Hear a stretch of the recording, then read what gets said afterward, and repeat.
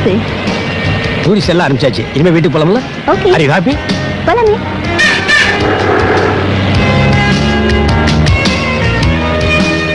அப்பா, you are happy.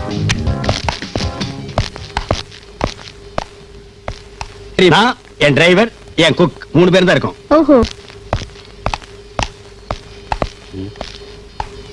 என்னைய குதிக்கிறீங்க? இவங்க அந்த 2 பேரும் என்ன குளிக்க வச்சு சாப்பிட வச்சு தூங்க வைக்கிறதுல விளையாடிங்க. இவ்வளவு பெரிய வீட்டுல விளக்கேத்தி வைக்க ஒரு பொண்ணு தேவைன்னு அடிக்கடி சொல்றாங்க. நான் சொல்றேன் 60 வாட்ஸ் 100 வாட்ஸ் போய் ரிச் போடுறதுக்கு தான் ஒரு பொண்ணு தேவைன்னு. இப்படிதாங்க ஐயா எல்லாரையுமே சிரிக்க வச்சிருவாரு. ஆமா, இவங்க சிரிச்சுட்டே இருப்பாங்க. ஏயா, இவங்க யாருன்னு உங்க 2 பேருக்கு தெரியுமா? அதானே, கார் ஓட்டுறது சமையல் பண்றது இந்த 2 தவிர மத்ததெல்லாம் உங்களுக்கு தெரியும். இந்த நாட்டுல அவன் வேலையை விட்டுட்டு அடுத்தவன் என்ன செய்யறாங்க தெரிஞ்சுக்கிறதா என் மெயின். ஏயா, வந்து எவ்வளவு நேரமா நிக்கிறாங்க? ஏதாவது காபி சாப்பிட்டீங்களான்னு கேட்டீங்களா? Coffee or cool drink? No thanks. இப்போ உங்களுக்கு சந்தோஷமா இருக்குமே? போங்கயா, போய் வேலைய பாருங்கயா. சரி, அப்ப நான் வரட்டுமா? Okay. Okay, bye bye. By.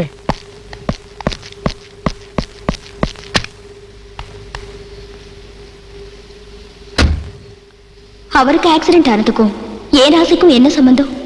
அதான் யாருக்கும் தெரியாம ஊரை விட்டு டெல்லிக்கு வந்துட்டேன். நான் ராசி இல்லாதவ, தோஷம் உள்ளவ, வாழா வெட்டின்னு எல்லாரும் பேச ஆரம்பிச்சாங்க. அன்னையிலிருந்து நான் பொட்டு வைக்கிறதில்ல.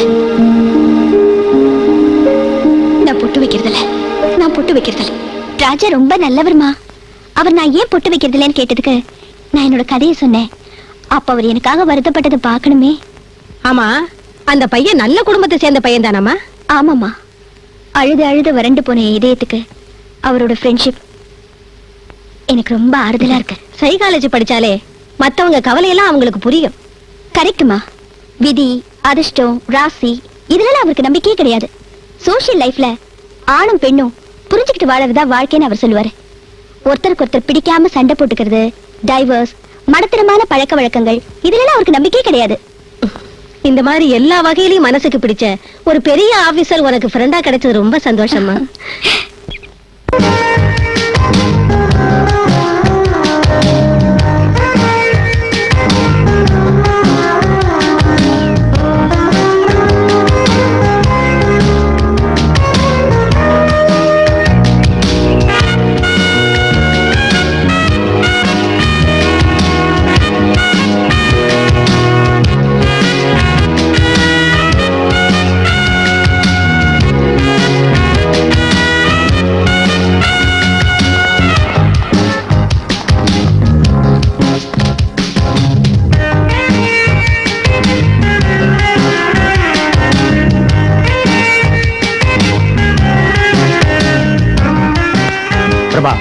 உனக்கு இதுல எது வேணாலும் எடுத்துக்க.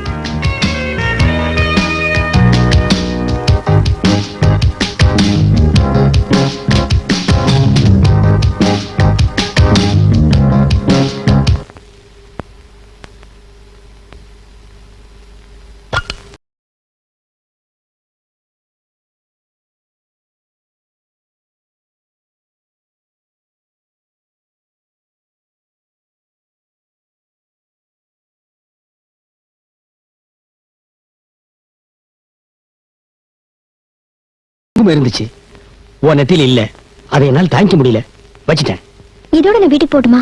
இத பார்த்து எங்க அம்மா ஏதாவது கேள்வி கேட்டா நான் என்ன சொல்ல? எது வேணாலும் சொல்லு. நான் எல்லாத்துக்கும் துணிஞ்சுதான் இந்த குங்குமத்தை உனக்கு வச்சேன்.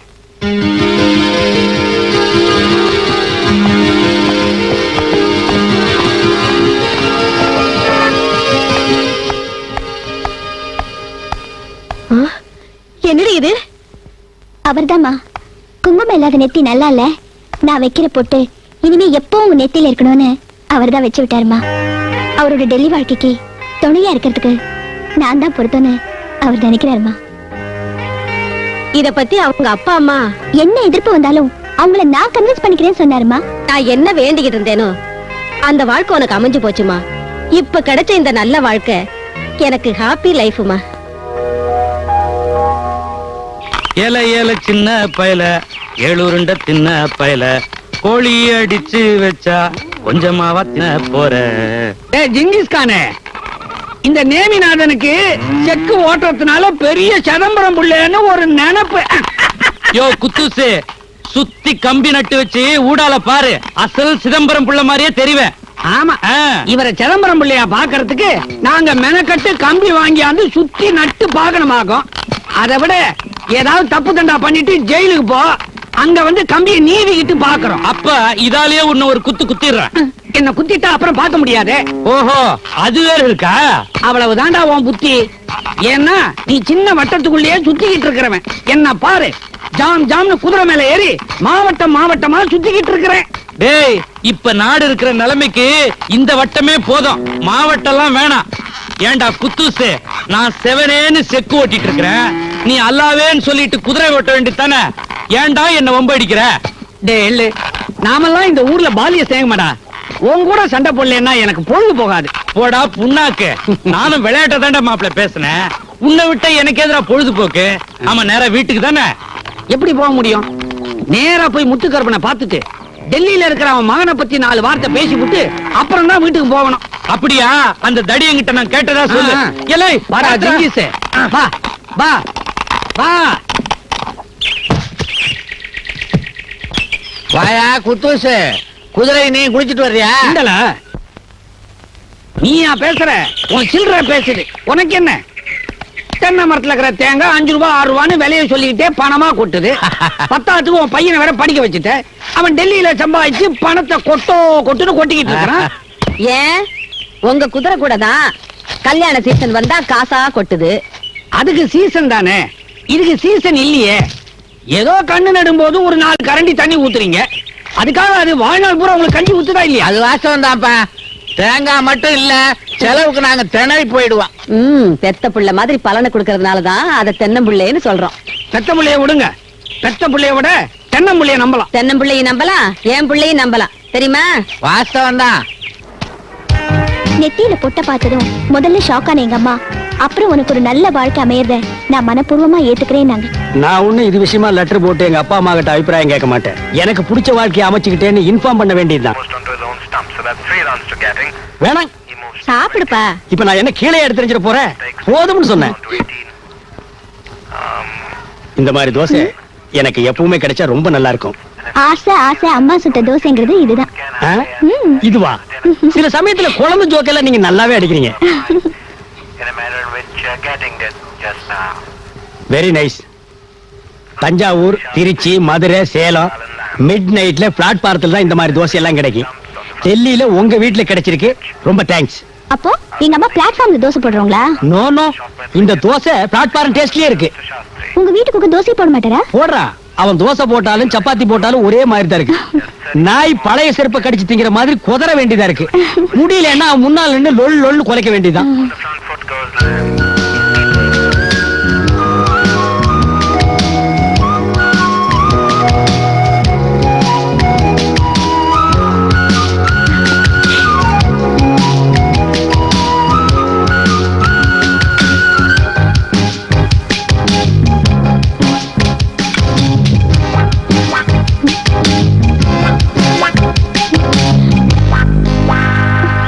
நம்ம டோலியில எம்ஜிஆர் நடிச்ச அன்பே வா படம் ஓடுதான், போலாமா?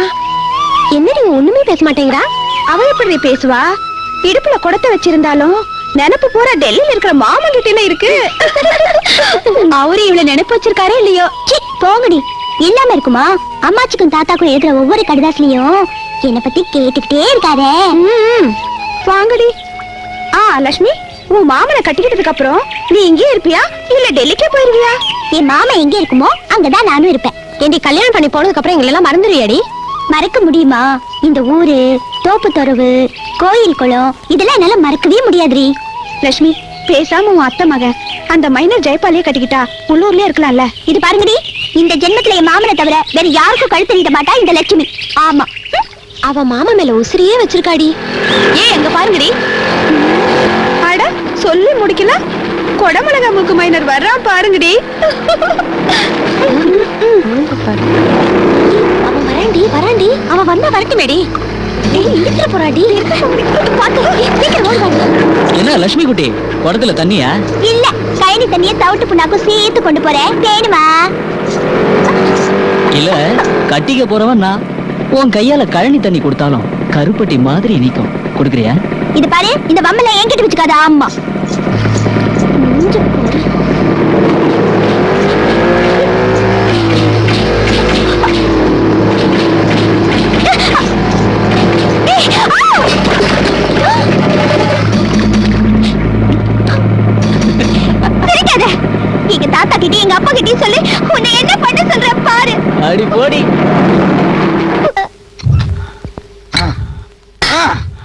இப்படி இப்படி ஓடு, இப்படி வையே, இப்படி வையே, இப்படி இப்படி வையே.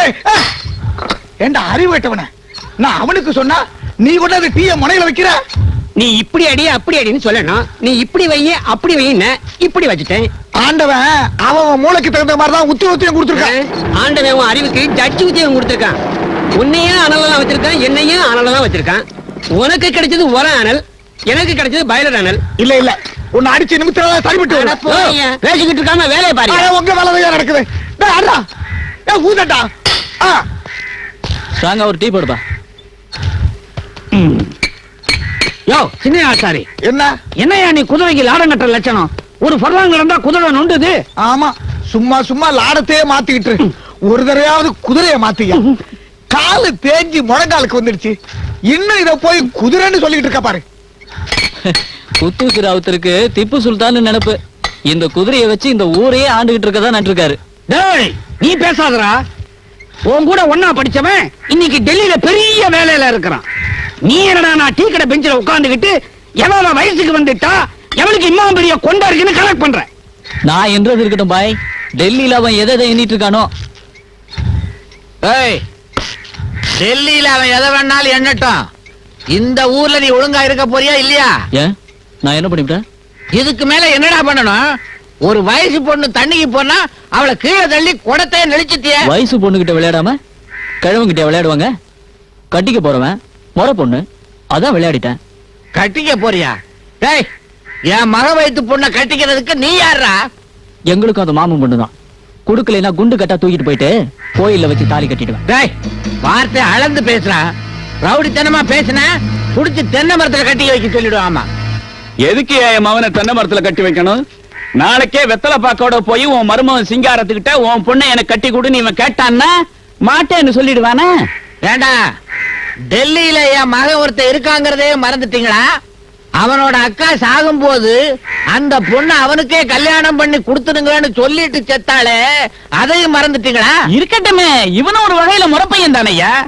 அட அறிவு கட்டவனே, ஒரு பொண்ணை எத்தனை பேரா கட்டுறது? டெல்லி நாகரிகத்துக்கும் இது இருக்கிறதுக்கும் அவன் போய் இதையா கட்டுவான்? அவன் இந்நேரம் என்னென்ன முடிவுல இருக்கானோ. என்ன முடிவுல இருப்பான்ற நீ? நம்ம ஊரை விட்டு வெளியூர் போன பயலுவா திரும்பி வரும்போது ஒரு பொண்ணோட தான் வருவானுங்க. உன் பையனும் அப்படி எதையாவது ஒண்ணு இழுத்துட்டு தான் வருவான்.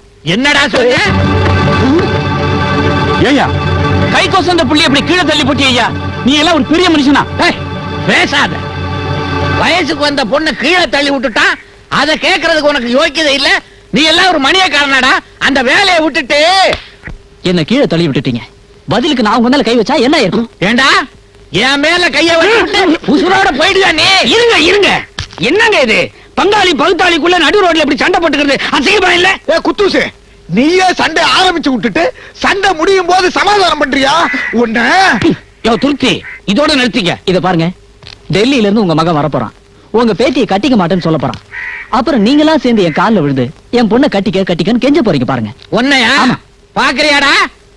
இப்பவே என் பையனுக்கு கடுதாசி எழுதி வரவழைச்சு அந்த பொண்ணு கழுத்துல தாலி கட்ட வைக்கல, என் பேர் முத்து கருப்ப இல்ல. சபாஷ், சரியான படத்தை உருக்கி கிண்ணி ஆக்கிடாத. சகல ஐஸ்வர்யம் இந்த மகன் ராஜாவுக்கு தகப்பனார் முத்துக்கருப்பனும் தாயார் அலமேலும் எழுதி கொண்ட கடிதம். நீ டெல்லி பக்கமே இருந்துருவே, நம்ம ஊர் பக்கமே வரமாட்டேன்னு எல்லாம் தெரிஞ்ச மணிகார மகன் ஜெயபால் சொல்ல போக எனக்கு அவனுக்கு வாய்ப்பேச்சு முத்தி கடைசியில் அது கை கலப்பா முடிஞ்சு போச்சு. நான் சொல்றதை என் மகன் கேட்கலன்னா என் சிண்டை அறுத்துக்கிறேன்னு நான் சபதம் பண்ணிட்டேன். தயவு செஞ்சு வந்து என் சிண்டை காப்பாத்து. அப்படி இல்லைன்னா நானும் உங்க அம்மாவும் வண்ணாத்தி பாறையில விழுந்து தற்கொலை பண்ணிக்குவோம். இப்படிக்கு முத்துக்கருப்பன். பின்குறிப்பு, இந்த கடிதாசி தந்தி போல் பாவித்து வரவும். வரலன்னா எங்க ஊர்ல 7 வீடு தான் இருக்கு. ஆனா டெல்லியை விட பரபரப்பா காட்டுறானுங்க. டெல்லியில் இருக்கிற மிலிட்டரிய கொண்டு போய் அந்த 7 வீட்டுக்கு முன்னாடி நிப்பாட்டினா கூட அடங்க மாட்டானுங்க. நான் நேரா போனா தான் அடங்குவானுங்க. சரி, நான் போயிட்டு வர்றேன். நீங்க அவசியம் போகணுமா? நீ கவலைப்படாத. இந்த தடவை நான் திரும்பி வரும்போது நம்ம விஷயத்தை பத்தி ஒரு முடிவு பண்ணிட்டு வந்துடுறேன்.